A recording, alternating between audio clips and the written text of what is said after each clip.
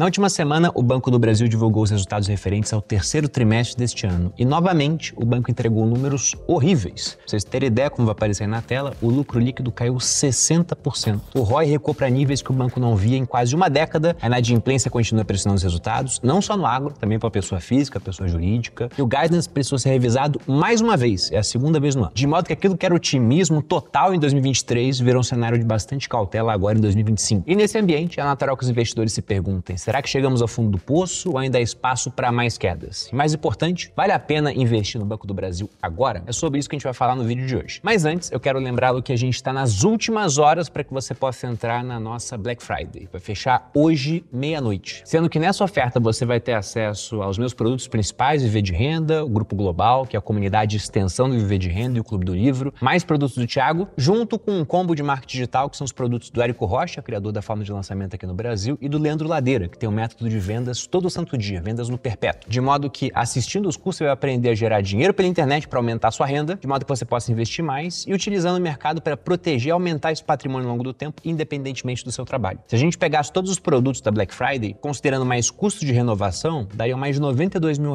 para você ter acesso a tudo. Mas aqui é Black Friday de verdade, então a gente tem um desconto de mais de 90%. Fora outros benefícios envolvendo Hotmart, Portfel, Canva, MiniChat. Então se eu fosse você, eu conferiria aqui no link da descrição, lembrando que a gente está nas últimas horas, vai acabar. Recado dado, vamos voltar aqui ao vídeo. Antes dos resultados ruins que começaram a aparecer, o Banco do Brasil vivia um dos períodos mais positivos da sua história. Repare que desde 2023 o banco acumulava recorde atrás de recorde, lucros crescentes, ROI alto, carteira muito saudável, provisões sob controle e um desempenho que surpreendia até mesmo o pessoal mais otimista. A ação era tratada como barata demais depois de já ter subido bastante, e isso não é exagero. Você pega, por exemplo, previsões da XP, eles colocavam uma alta de quase 50% para o papel agora em 2025. Estimativas feitas, obviamente, antes do começo da deterioração. Mas isso serve para mostrar como é que era o sentimento. O banco estava voando, o risco parecia baixo, e o mercado via as ações como oportunidades óbvias devido ao preço descontado. Vale dizer que o contexto também ajudava. O agro vivia um ciclo favorável, e o Banco do Brasil, o maior financiador de agro do país, estava surfando esse ciclo como ninguém. Ele entregava lucro atrás de lucro, investidor institucional voltava a carregar posição em bancos no seu portfólio. Essa era a combinação perfeita para manter essa narrativa positiva, mas isso mudou muito rápido. Em poucos meses, o lucro começou a tombar, a inadimplência disparou, o custo de crédito explodiu e o guidance precisou ser revisto 2 vezes no mesmo ano. A narrativa ela virou de ponta cabeça. E para entender por que tudo isso mudou tão rápido, a gente tem que olhar para os números, a começar pelo lucro líquido do banco, resultado amplamente comentado nos últimos dias. Quando a gente olha o lucro líquido do Banco do Brasil, a gente vê uma queda constante nos últimos trimestres. Se você compara o terceiro trimestre de 2024 com o terceiro de 2025, o lucro saiu de 9,5 bilhões para 3,8. Para qualquer banco, isso seria muito expressivo, é uma queda de 60%. Só que aqui tem um detalhe que quase ninguém está comentando e que muda completamente a interpretação desses números, para pior. Porque à primeira vista, esses 3,8 parecem praticamente iguais ao lucro do segundo trimestre desse ano. Mas essa leitura é enganosa. No trimestre passado, o banco pagou 113 milhões em imposto de renda. Agora, no terceiro tri deste ano, o banco recebeu 716 milhões em imposto. De modo que se a gente aplicar a alíquota real do setor de 34%, o lucro recorrente cairia para algo próximo de 1,6 bilhão. Ou seja, o resultado que já era ruim, ele é ainda pior se você considera essa parte recorrente. Isso nos leva ao ponto mais importante. O lucro é apenas a última linha do balanço. O que realmente importa é o que está acontecendo antes dessa linha, que são os fatores que estão correndo o resultado trimestre após trimestre e aparentemente ainda longe de um ponto da virada. Sendo que desses fatores, o mais relevante é a inadimplência. O que preocupa não é apenas a alta da inadimplência, mas sim a velocidade, a amplitude e a propagação da deterioração na carteira do Banco do Brasil. Em primeiro lugar, olhando a inadimplência de 90 dias na carteira total, a gente vê uma escala de deterioração bem nítida. Como você pode ver na imagem, 3,3 em setembro de 2024 e agora 4,93 no terceiro tri de 2025. O Banco do Brasil ele é de longe o maior financiador do agronegócio brasileiro. A maior parte dos recursos públicos destinados ao setor passa por ele, de equalização de juros a programas como o Plano Safra, Pronaf, Pronanf. Historicamente, isso sempre foi uma vantagem competitiva, porque o agro era um dos setores mais adimplentes do país. A inadimplência era baixíssima, era estável, era previsível. Só que em 2024, a gente não teve um ano normal para o agro. O Brasil enfrentou condições climáticas bem adversas, agravadas por aquele fenômeno, que é o aquecimento das águas do Pacífico, chamado de El Niño. Ele elevou temperaturas em diversas regiões produtoras, comprometeu o regime de chuvas, impactou as principais culturas do país. O resultado é que a safra brasileira recuou 7,2% em 2024, segundo dados do IBGE. Uma das maiores quedas desde 2016. E essa quebra generalizada atingiu especialmente os pequenos e médios produtores, que são exatamente o público com maior participação na carteira rural do Banco do Brasil, o que explica os números divulgados pelo banco. A inadimplência do agronegócio, que sempre foi uma das carteiras mais saudáveis do Banco do Brasil, saltou de 1,97% para 5,34% em apenas um ano. Em termos percentuais, isso é quase 200% de subida. E quando olhamos para os valores absolutos, o impacto fica ainda mais claro. O Banco do Brasil registrou no trimestre 8,75 bilhões em novos NPLs no agronegócio. Para quem não sabe o que é NPL, é uma sigla para Non-Performing Loans, ou seja, empréstimos que deixaram de ser pagos e entram oficialmente na categoria de crédito inadimplente após 90 dias de atraso. Quando o NPL cresce nesse volume, especialmente nesse ritmo, significa que uma parcela relevante da carteira deixou de gerar receita e passou a gerar custo para o banco. E aqui que entra o agravante ainda mais sério, as recuperações judiciais. Como você pode ver na tela, o número de produtores rurais em recuperação judicial saltou de 608 para 928 casos. Esse é um aumento de mais de 50%, algo bem atípico num setor que historicamente é considerado um dos melhores pagadores do país. As recuperações judiciais agora representam 2,5% de toda a carteira rural do Banco do Brasil, contra 1% no ano anterior. Por um banco tão exposto ao agronegócio quanto o Banco do Brasil, esse nível é considerado insustentável. E o problema não é só a quantidade, é a qualidade. Créditos em recuperação judicial têm baixíssima perspectiva de retorno no curto prazo. Na prática, eles deixam a carteira de crédito do banco congelada, não geram receita, não pagam juros e exigem um nível muito mais alto de provisões. Isso obriga o Banco do Brasil a provisionar mais e provisionar rapidamente, reduzindo diretamente o lucro do trimestre. Segundo o próprio relatório de desempenho, foi justamente esse aumento de NPLs no agro que puxou para cima o custo de crédito do banco, que cresceu mais de 70% na comparação anual. Para tentar conter o avanço na inadimplência, o banco lançou o BB Regulariza Agro, uma iniciativa baseada na MP 1314. Nela você tem prazo de até 9 anos para pagar o seu empréstimo, carência de até 12 meses, renegociação para produtores e cooperativas. Até agora são 5,4 bilhões já aprovados, 11,4 bilhões estão em análise, 448 milhões aprovados pelo BNDES e há mais 721 milhões aguardando aprovação. É uma operação robusta, mas que leva tempo. E enquanto o crédito não volta a ser pago, o impacto continua aparecendo trimestre após trimestre. Toda essa deterioração, inadimplência acelerando, NPLs explodindo e recuperações judiciais aumentando, já seria suficiente para pressionar o lucro do Banco do Brasil. Mas em 2025 entrou em cena um fator que amplificou ainda mais esse impacto, que é a nova regra de classificação de risco. Desde o início do ano, o Banco do Brasil passou a seguir a resolução número 4.966, que tornou muito mais rígida a forma de enquadrar os clientes e medir o risco de crédito. Agora, toda a carteira é dividida em 3 estágios. Estágio 1, cliente em dia, risco baixo. Estágio 2, cliente ainda em dia, mas com sinais de aumento de risco, como atraso leve, piora no fluxo de caixa, mudança da capacidade de pagamento. E o estágio 3 é inadimplência superior a 90 dias, risco alto. A carteira de estágio 2 ficou estável em 3,7%. Mas no estágio 3, onde estão os créditos realmente problemáticos, houve um aumento considerável. E aqui está um dos pontos mais pesados do balanço. 72% das dívidas classificadas no estágio 3 são tratadas diretamente como custo. Na prática, a cada R$100 emprestados a clientes de alto risco, o Banco do Brasil espera recuperar somente R$30. Todo o resto viraria despesa e isso vai direto para o abatimento do lucro líquido. A combinação de inadimplência mais alta, explosão da NPL, aumento de mais de 50% em recuperações judiciais e dessa nova regra contábil derrubou o lucro e levou o ROI do banco para o patamar de 8,4%. Muito distante dos cerca de 20% que o banco já entregou nos seus melhores ciclos. E aí, para entender o tamanho da diferença, vamos dar uma olhada aqui no que os concorrentes do Banco do Brasil entregaram no mesmo período. Bradesco, ROI de 14,7%, Santander 17,5%.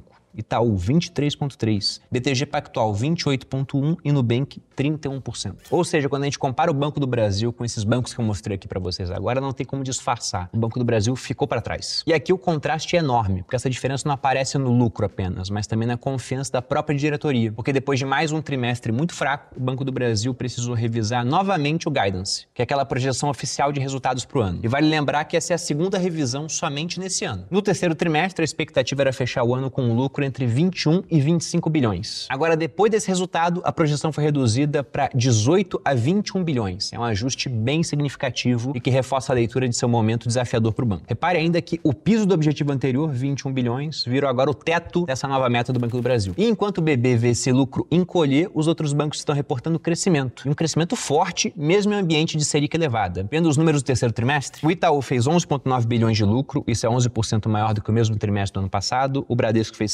6,2, ou seja, 18,8% maior. Santander, 4 bilhões, é 9,4% maior do que o mesmo trimestre do ano passado. BTG, 8,82 bilhões, é 37% maior. E Nubank, 783 milhões de dólares, Nubank é listado lá fora, o que dá 4,14 bilhões de reais, que é um avanço de 39% em comparação com o mesmo trimestre do ano passado. E é justamente aqui que a situação fica mais interessante, porque diante de tudo isso que eu falei até agora, lucro desabando, ROI pressionado, guidance revisando para baixo, inadimplência acelerando em todos os setores, não é só no agro, é geral. Qualquer investidor que olhasse apenas para os fundamentos chegaria à mesma conclusão. As ações do Banco do Brasil deveriam ter despencado com esse resultado ruim. Essa seria a reação lógica, ou você sabia que o resultado viria dessa forma. Porém, o mercado às vezes desafia a lógica, porque não foi isso que aconteceu. Apesar de um resultado ruim, a queda da ação foi muito mais moderada do que o mercado poderia imaginar de início. Existem algumas razões para isso. A primeira delas é que talvez o preço já tivesse muito descontado. Antes mesmo desse trimestre ruim, o mercado já tinha pesado a mão em Banco do Brasil. O papel saiu da região de R$30 para algo mais próximo de R$22, o que é uma queda acumulada de quase 25% nos últimos meses. Quando o novo trimestre ruim chegou, parte do estrago já estava no gráfico, estava precificado. Outro ponto é o fluxo comprador de um mercado de alta que está segurando o papel. O mercado brasileiro está num ciclo claro de alta. A gente está com a bolsa batendo as máximas nominais e em dólares subindo mais de 40% nesse ano. E o Banco do Brasil, goste ou não, é um dos pesos pesados de Bovespa. De modo que quando o estrangeiro vai investir aqui, se ele pensa numa ação que é grande e muito líquida, ele pode acabar olhando para o Banco do Brasil. De modo que esse movimento de compra, entre aspas, forçada, não transforma o banco em uma empresa saudável nesse momento, mas ajuda a segurar o preço nesse momento de estresse. E um terceiro ponto é a percepção de que parte dos problemas pode ser temporária, enquanto o múltiplo do banco está indicando que ele está barato. Uma boa parte do mercado acredita que o pior já passou, especialmente no agro, e quem está comprando com base nisso tem um argumento simples, né, que a inadimplência rural tende a se estabilizar depois daquele choque climático do ano passado. Que tem também esse peso da resolução 4966, que gerou um efeito inicial mais forte, mas não deve produzir surpresas do mesmo tamanho. E o programa BB Regulariza Agro pode aliviar o crédito nos próximos trimestres. E por fim, essa questão dos múltiplos, né? Eles realmente estão baixos. Vale lembrar que mesmo em anos positivos, o Banco do Brasil sempre negociou com desconto por ser uma empresa estatal e está sempre sujeita a mais ingerência política. Se a gente pega os múltiplos da empresa agora, depois da queda, ela está negociada com um PL levemente abaixo de 6 e com um PVP em torno de 0,7%. São números que de fato chamam a atenção de muitos investidores. Para quem gosta daquela tese de comprar barganhas, esses múltiplos reforçam a natureza de que o BB poderia ser uma ótima oportunidade, boa demais para ser ignorado. Só que aqui cabe uma ressalva, né? Antes de você pensar como oportunidade, tem um ponto que impacta diretamente o bolso de quem é ou quer se tornar acionista do BB e que tem que ser comentado, que é a questão dos dividendos. Porque a queda no lucro não afeta apenas o ROI, né? Essa rentabilidade sobre o patrimônio líquido do banco e o preço da ação. Ele afeta também o bolso do acionista. Segundo o próprio Banco do Brasil, a remuneração aos acionistas vai sofrer uma redução em função do menor lucro líquido que eles tiveram no período. E na teleconferência, a diretoria reforçou que o banco segue com uma postura mais prudente no pagamento de dividendos, já que a prioridade agora é preservar capital diante da piora da carteira. Em outras palavras, esse lucro menor, mesmo com payout, ou seja, o percentual do lucro pago como dividendos igual, significa dividendos menores. E enquanto a inadimplência continuar alta e as provisões consumirem uma boa parte do resultado, é improvável que o Banco do Brasil volte a distribuir os dividendos generosos que muita gente acabou se acostumando ao ver nos últimos anos. E aí, depois de todos esses fatores, né, vem a grande pergunta, tá, Bruno? Você falou tudo isso, mas aí, na sua visão, vale a pena comprar Banco do Brasil agora? O papel tá realmente barato? O que você acha? Bom, o primeiro ponto é que, pelos múltiplos atuais, o papel está barato sim. Esses múltiplos chamam a atenção. Só que aqui tem um ponto também, né? Se você olha especificamente o PVP, que é o preço, ou seja, o valor de mercado do Banco do Brasil sobre o patrimônio líquido do banco, ativos menos passivos, será que esse PVP está realmente certo quando a gente pensa no patrimônio líquido do banco? Porque se o patrimônio líquido é composto de uma série de empréstimos que poderão não ser pagos, exatamente por isso que o mercado está negociando com desconto no PVP, porque ele acha que esse patrimônio pode continuar baixando. Pô, Bruno, mas olhando então o PL, né, tá muito barato. Pelo PL tá barato, mas não tá tão mais barato do que outros bancos que não estão passando por esse evento de crédito do Banco do Brasil. E eu tenho até uma história que eu posso citar aqui, que não é muito distante, vários de vocês que acompanham o canal me pegaram fazendo isso, que foi o caso da compra do Banco Bradesco, quando ele estava passando por uma situação muito similar que está acontecendo agora com o Banco do Brasil. Ele também teve uma piora na inadimplência, resultados que despencaram, e aí a ação do banco também caiu bastante. E na época eu vendi Itaú, mais especificamente Itaúsa, para comprar Bradesco. Sendo que Itaúsa era a ação que eu tinha mais tempo na minha carteira, mas eu considerava que ela estava meio parada, enquanto o Banco Bradesco, por ter caído bastante, uma eventual recuperação, eu pensei, vou ganhar mais dinheiro com ele. E a verdade é que a recuperação do Bradesco veio, ela demorou um pouco mais do que eu esperado, tô ganhando dinheiro com o banco, mas a triste realidade, que poucas pessoas gostam de comentar quando eu faço esse tipo de coisa, é que eu teria ganho mais dinheiro se eu não tivesse feito nada, só mantido o Itaúsa durante o período. E esse é um ponto que você tem que se preocupar bastante como investidor. Não basta você comprar um papel e ganhar dinheiro com ele, você tem que pensar no custo de oportunidade, o que você poderia ter feito com esse mesmo recurso em outro papel que talvez já esteja na sua carteira. Então, olhando para o Banco do Brasil, como eu disse, apesar dessa discrepância em algumas algumas métricas, como preço ou valor patrimonial, que eu acho que pode estar errado, com mais inadimplência, meio que uma inadimplência que o banco já sabe que vai acontecer, mas o site não tem como botar na métrica. O fato é que o pior pode não ter passado e a recuperação do banco pode demorar mais do que a gente espera. E aqui mostrando para vocês um dado interessante. Se eu pegar desde a divulgação do resultado do primeiro trimestre do banco, foi feito no dia 16 de maio, foi quando o mercado percebeu que a situação estava deteriorando. Até agora, no momento que eu gravo esse vídeo, o Banco do Brasil tem uma queda acumulada próxima de 12,7% nesse período. Enquanto isso, Itaú está subindo 6,44%,